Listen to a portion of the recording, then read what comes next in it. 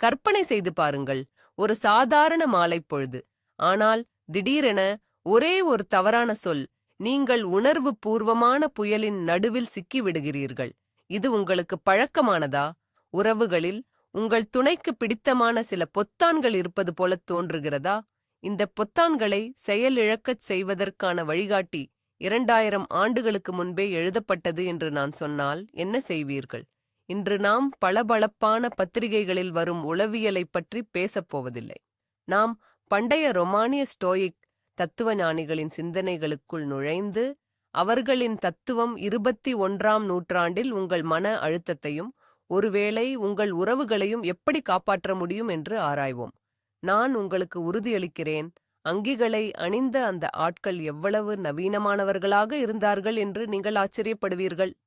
அப்படியென்றால் ஸ்டோயிக் தத்துவஞானிகள் யார்? நாம் ஏன் அவர்கள் சொல்வதை கேட்க வேண்டும்? சுருக்கமாகச் சொன்னால், வெளிப்புறத்தில் என்ன நடந்தாலும் தங்கள் உள் அமைதியை காத்துக்கொள்வதில் அவர்கள் வல்லவர்கள். பேரரசர்கள், அடிமைகள், தளபதிகள். ஸ்டோயிக் தத்துவம் அனைவருக்கும் உரியது. அவர்களின் முக்கிய கருத்து எளிமையானது. நாம் சம்பவங்களால் அல்ல, அவற்றைப் பற்றிய நம் கருத்துக்களால் தான் பாதிக்கப்படுகிறோம். இது உணர்ச்சியற்ற ரோபோவாக மாறுவது பற்றியது அல்ல. இல்லை, இது உங்கள் உணர்ச்சிகளுக்கு விமானி ஆவதைப் பற்றியது, அதன் பயணி ஆவதைப் பற்றியது அல்ல. இப்போது நாம் இந்த சூப்பர் பவரை மிகவும் கொந்தளிப்பான பகுதியான அன்பு மற்றும் உறவுகளில் எப்படி பயன்படுத்துவது என்று பார்ப்போம். இப்போது விஷயத்திற்கு வருவோம். எந்த உறவிலும் நீங்கள் அடிக்கடி சந்திக்கும் ஒரு பொதுவான சிக்கல் இதுதான். உங்கள் துணை உங்களை எரிச்சலூட்டும் எதையாவது செய்கிறார். மீண்டும் பாத்திரங்களை கழுவி வைக்கவில்லை. உங்கள் கோரிக்கையை மறந்துவிட்டார். நண்பர்கள் முன்னிலையில் தவறாகப் பேசினார். அப்போது உங்களுக்கு என்ன தோன்றுகிறது? சக்தி இன்மை, எரிச்சல், மனக்கசப்பு. மற்றொரு நபரை மாற்ற முயற்சித்து ஒரு வட்டத்திற்குள் சுழல்வது போல உங்களுக்கு தோன்றுகிறது. இப்போது ஒரு ஞானி உங்களிடம் வருவதாக கற்பனை செய்து பாருங்கள். அவர் ஒரு சாதாரண ஞானி மட்டுமல்ல, ஒரு அடிமையாக இருந்து தனது மனதின் சக்தியால் மாபெரும் தத்துவ ஞானிகளில் ஒருவராக மாறியவர். அவர் எபிக்டெடஸ். அவர் உங்களிடம் சொல்கிறார், பிரச்சனை உங்கள் துணையில் இல்லை, உங்கள் கவனத்தில்தான் உள்ளது. உறவுகளில் ஸ்டோயிக் சிந்தனையின் முதல் பொன்னான விதியை அவர்தான் உருவாக்கினார். அது இப்படி ஒலிக்கிறது: பிரித்து ஆளுங்கள், ஆனால் உங்கள் துணையை ஆளாமல் உங்கள் சொந்த உலகத்தை நீங்கள் ஆள வேண்டும். உலகில் உள்ள அனைத்தையும் 2 எளிய வகைகளாக பிரிக்கலாம் என்று எபிக்டெடஸ் கற்பித்தார். முதலாவது, நமது கட்டுப்பாட்டில் இருப்பது. இரண்டாவது, நமக்கு முற்றிலும் கட்டுப்பாட்டில் இல்லாதது. நேர்மையாகச் சொல்வோம், மற்றொரு நபரை பற்றிய கிட்டத்தட்ட எல்லாமே கட்டுப்பாடற்ற பகுதியில்தான் வரும். அவரது மனநிலை, பல்லாண்டுகளாக உருவான அவரது பழக்க வழக்கங்கள், அவரது கடந்த காலம், அவரது அம்மா உங்களைப் பற்றி என்ன நினைக்கிறார், உங்கள் வார்த்தைகளுக்கான அவரது எதிர்வினை. இவற்றை கட்டுப்படுத்த முயற்சிப்பது வானிலையை கட்டுப்படுத்த முயற்சிப்பது போலத்தான். நீங்கள் நிறைய சக்தியை வீணடித்து முழுமையாக நனைந்து போய் எதையும் மாற்ற முடியாது. அப்படியென்றால் நம் கட்டுப்பாட்டில் என்ன இருக்கிறது? மிக குறைவானதுதான். ஆனால் இதுவே மிக முக்கியமானது. உங்கள் சொந்த எண்ணங்கள், உங்கள் சொந்த தீர்ப்புகள், உங்கள் சொந்த செயல்கள். மேசையில் விடப்பட்ட அந்த குவளைக்கு உங்கள் எதிர்வினை. நீங்கள் கோபத்தால் வெடிக்கலாம், அல்லது அதை அமைதியாக எடுத்து வைத்துவிட்டு உங்களுக்குள் சொல்லிக் கொள்ளலாம், இது வெறும் ஒரு குவளைதான், இது நமது உறவை தீர்மானிக்கவில்லை. துணையின் வார்த்தைகளால் நீங்கள் புண்படலாம், அல்லது நீங்கள் சொல்லலாம், இதை கேட்டது எனக்கு சங்கடமாக இருந்தது, வாருங்கள் பேசுவோம். இங்கிருந்துதான் உண்மையான மந்திரம் நிகழ்கிறது. நீங்கள் மாற்ற முடியாத விஷயங்களுக்காக தலையை சுவரில் முட்டிக்கொள்வதை நிறுத்தியவுடன் ஒரு மாபெரும் அளவு ஆற்றல் உங்களுக்குள் விடுவிக்கப்படுகிறது. உங்கள் சொந்த எதிர்பார்ப்புகளால் நீங்கள் பாதிக்கப்படுவதை நிறுத்துகிறீர்கள். மனக்கசப்பு நீங்குகிறது, ஏனெனில் மனக்கசப்பு என்பது நீங்கள் அநீதியாக நடத்தப்பட்டீர்கள் என்ற உங்கள் தீர்ப்பின் விளைவுதான். நீங்கள் சூழ்நிலையை தெளிவாக பார்க்கத் தொடங்குகிறீர்கள். இதோ உண்மை, மேசையில் குவளை இருக்கிறது. இதோ அந்த உண்மையை பற்றி நான் உருவாக்கிய என் கதை. அவர் என்னை மதிக்கவில்லை, அவருக்கு கவலை இல்லை. ஒரு ஸ்டோயிக் சிந்தனையாளர் உண்மையுடன் அல்ல, இந்த கதையுடனே வேலை செய்ய கற்றுக் கொடுக்கிறார். இதற்கு எல்லாவற்றையும் பொறுத்துக் கொள்ள வேண்டும் என்று அர்த்தமில்லை. அப்படி இல்லை, மாறாக உங்கள் கட்டுப்பாட்டு மண்டலத்திலிருந்து செயல்பட வேண்டும் என்று அர்த்தம். சரி, கோட்பாடு கேட்க நன்றாதான் இருக்கிறது. நாம் என்ன ரோபோக்களா? உங்களால் கட்டுப்படுத்தக்கூடியது எது, கட்டுப்படுத்த முடியாதது எது என்பதை பிரிப்பது நல்லதுதான். ஆனால் உங்களுக்கு கோபம் தலைக்கேறி விட்டால் என்ன செய்வது? உள்ளுக்குள்ளெல்லாம் கொந்தளித்தால், பக்கத்தில் இருக்கும் பொருளை சுவரில் வீசி எறியத் தூண்டும் வெறி தவிர வேறு எதையும் கட்டுப்படுத்த முடியாத நிலை வந்தால் என்ன செய்வது? அந்த நேரத்தில் அறிவு வேலை செய்யாமல் போகிறது. தூய, உக்கிரமான உணர்ச்சிதான் களமிறங்குகிறது. இங்கேயும் ஒரு ஸ்டோயிக் சிந்தனையாளர் வருகிறார். செனெகா. நீரோ மன்னனுக்கே குருவாக இருந்தவர். நம்புங்கள், கோபத்தை கையாள்வதில் யாராவது கைதேர்ந்தவர் என்றால் அவர் வரலாற்றின் மிக கோபக்கார சர்வாதிகாரிகளில் ஒருவரை கையாள வேண்டியிருந்த செனெகாதான். கோபத்திற்கு எதிரான அவரது முக்கிய தந்திரம், அவரது பிரதான ஆயுதம் சாதாரணமாக நம்ப முடியாத அளவுக்கு எளிமையாக இருந்தது. அதுதான் இடைவெளி. செனெகா கூறினார், கோபத்திற்கு மிகப்பெரிய மருந்து தாமதப்படுத்துவதுதான். இதை பற்றி யோசித்துப் பாருங்கள். தாமதப்படுத்துதல்.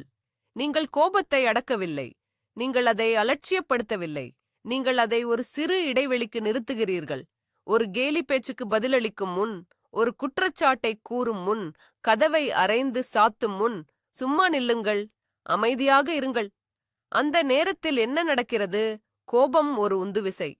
உணர்ச்சி வசப்பட்ட பகுதி முழுமையாக கட்டுப்பாட்டை பிடித்துக் கொள்ளும்போது அது மூளையில் ஏற்படும் ஒரு மின் சுற்றின் கோளாறு.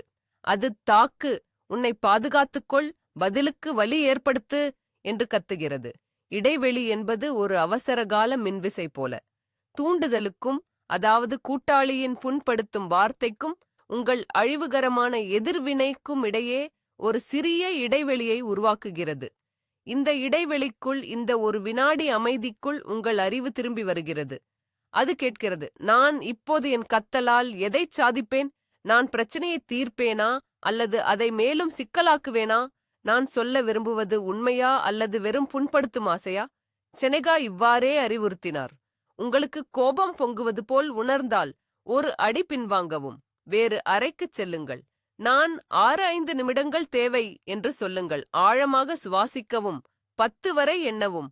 அந்த உடனடி தாக்குதல் பதில் சங்கிலியை உடைக்க எது வேண்டுமானாலும் செய்யுங்கள். ஏனென்றால் செனெகா சொன்னது போல, நேரம் கொடுக்கப்பட்ட கோபம் குளிர்ந்துவிடும். அது தன் சக்தியை இழக்கிறது. சில நிமிடங்களுக்குப் பிறகு நீங்கள் கோபமடைந்த மிருகமாக அல்ல, ஆனால் ஒரு பிரச்சினைக்கு தீர்வு காண விரும்பும் பகுத்தறிவுள்ள மனிதராக பேச்சுக்குத் திரும்பலாம், வெறும் வாதத்தில் வெல்வதற்கு அல்ல. இது ஒரு எளிய, ஆனால் நம்ப முடியாத சக்தி வாய்ந்த உத்தி. இது எல்லா பூங்கொத்துகளையும் மன்னிப்புகளையும் சேர்த்ததை விட அதிகமான உறவுகளை காப்பாற்றியுள்ளது. சரி, கோபத்தை அடக்க நாம் கற்றுக்கொண்டோம். ஆனால் உறவுகளுக்குள் ஒளிந்திருக்கும் அமைதியான, அதே சமயம் மிக கொடூரமான எதிரிகளை என்ன செய்வது? நம் மனதிற்குள்ளேயே வாழும் அந்த எதிரிகளைப் பற்றித்தான் நான் பேசுகிறேன். நான் பொறாமை, சந்தேகம், மற்றவர்களின் கருத்துக்களைப் பற்றிய எல்லையற்ற கவலைகளைப் பற்றி பேசுகிறேன். என் நண்பர்கள் என்ன நினைப்பார்கள்? நான் அவனுக்கு அவ்வளவு முக்கியமில்லையோ? ஏன் அவன் அந்த பெண்ணின் புகைப்படத்திற்கு லைக் போட்டான்? இந்த எண்ணங்கள் மிக உறுதியான உறவையும் கூட விஷமாக்கிவிடும். இங்கேயும் நமக்கு உதவ வருகிறார் ஸ்டாய்க்க தத்துவத்தின் உண்மையான ஹெவிவெயிட், ரோமப் பேரரசர் மார்க்கஸ் ஆரேலியஸ். ஒரு பிரம்மாண்டமான சாம்ராஜ்யத்தை ஆட்சி செய்து போர்களில் ஈடுபட்டாலும் ஒவ்வொரு மாலையும் ஒரு தனிப்பட்ட நாட்குறிப்பை எழுத அவர் நேரம் ஒதுக்கினார். ஒரு சிப்பாய் தன் உடலை தயார்படுத்துவதைப் போல தன் மனதை தயார்படுத்த அவர் பயன்படுத்திய நாட்குறிப்பு அது. அவரது முக்கிய கோட்பாடு இரும்பைப் போல உறுதியானது. வெளிப்புற நிகழ்வுகள் உன்னை ஒருபோதும் பாதிக்காது. ஒருபோதும் இல்லை. அந்த நிகழ்வுகளைப் பற்றி நீ கொண்டுள்ள உன் சொந்த மதிப்பீடுதான் உனக்கு வலியை தருகிறது. ஒரு எளிய உதாரணத்துடன் இதை பார்ப்போம். உங்கள் துணை ஒரு விருந்தில் வேறு ஒருவருடன் மகிழ்ச்சியாகப் பேசுகிறார். இது ஒரு சாதாரண உண்மை. 2 பேர் பேசுகிறார்கள், அவ்வளவுதான். ஆனால் நீங்கள்தான் உங்கள் மனதிற்குள் இந்த உண்மையை ஒரு துயரமான நிகழ்வாக மாற்றுகிறீர்கள். இது ஒரு காதல் விளையாட்டு. நான் அவனுக்கு முக்கியமில்லை, நம் இரவு கெட்டுவிட்டது என்று நீங்கள்தான் அதற்கு முத்திரை குத்துகிறீர்கள். இந்த முத்திரைகளும் உங்கள் சொந்த தீர்ப்புகளும் தான் உங்களை வேதனைப்படுத்துகின்றன. அந்த பேச்சு அல்ல, உங்கள் தனிப்பட்ட விளக்கம்தான். மார்க்கஸ் ஆரேலியஸ் தனக்குத்தானே எப்போதும் நினைவூட்டிக் கொண்டார். உன்னை ஏதாவது கவலைப்படுத்தினால் அதற்கு காரணம் அந்த நிகழ்வு அல்ல, அதை பற்றிய உன் எண்ணம்தான். அந்த எண்ணத்தை எந்த நொடியும் மாற்றும் சக்தி உன்னிடம் உள்ளது. இது எவ்வளவு சக்தி வாய்ந்த ஒரு கருவி என்று கற்பனை செய்து பாருங்கள். மற்றவர்களின் வார்த்தைகளோ, கோணலான பார்வைகளோ அல்லது ஆம்பிகுவஸ் ஆன சூழ்நிலைகளோ உன்னை ஒருபோதும் பாதிக்காது. ஏனென்றால் இவை அனைத்தும் வெறும் வெளிப்புறத் தகவல்கள் மட்டுமே என்று நீ புரிந்து கொள்வாய். அதற்கு எப்படி எதிர்வினையாற்ற வேண்டும் என்பதை நீ மட்டும்தான் தீர்மானிக்கிறாய்.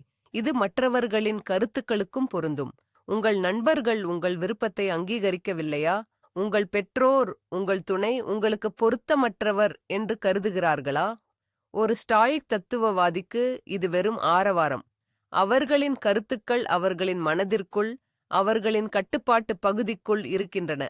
ஆனால் உங்கள் கட்டுப்பாட்டு பகுதியிலோ உங்கள் துணை மீதான உங்கள் சொந்த அணுகுமுறையும் உங்கள் தனிப்பட்ட வாழ்க்கையும் தான் உள்ளன. மார்க்கஸ் ஆரேலியஸ் பேரரசராக இருந்தபோதிலும் தன் சொந்த மனைவியைப் பற்றிய கிசுகிசுக்கள் உட்பட பல சதித்திட்டங்கள், வதந்திகள் மற்றும் அவதூறுகளைத் தொடர்ந்து எதிர்கொண்டார். அவரது எடுத்துக்காட்டு இந்த தத்துவம் வெறும் கோட்பாடாக இல்லாமல் மிகக் கடினமான நிஜ வாழ்க்கைச் சூழ்நிலைகளிலும் எப்படிச் செயல்படுகிறது என்பதைக் காட்டுகிறது. இப்போது நாம் மிக முக்கியமான ஒரு விஷயத்திற்கு வருகிறோம். ஒரு எதிர்பாராத திருப்பம். பலர் ஸ்டாயிசம் என்றால் அன்பு விஷயத்தில் உணர்ச்சியற்ற தன்மை, விலகி இருத்தல் என்று நினைக்கிறார்கள். ஒரு ஸ்டோயிக் உண்மையான அன்பை உணர்ச்சி இல்லாமல் வெளிப்படுத்துவார் என்றும் கருதுகிறார்கள். ஆனால் இது ஒரு மிகப்பெரிய தவறு.